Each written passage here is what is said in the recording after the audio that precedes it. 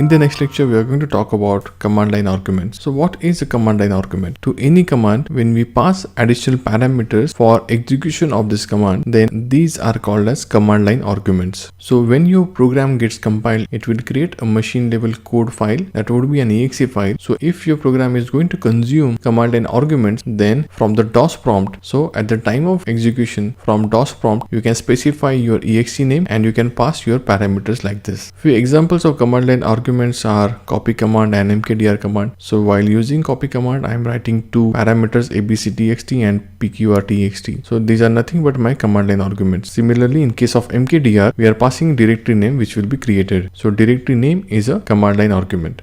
So in order to consume command line arguments inside of your main function, we can use these two parameters. First is argc, which is nothing but number of arguments that will be provided to this main function. So it could be 2, 3 and so on. We require argc as a variable so we can perform operations on parameters that will be sent. So all the parameters that are sent will be stored into this array of character pointer. So this will have your multiple arguments. So argc can be used to validate whether user has entered correct number of arguments, and then on these arguments you can perform your operations inside of your main function. Using command line arguments is a very important topic. In the next lecture, we are going to write a program where we will supply command line arguments to our main function and perform some operations based on the inputs.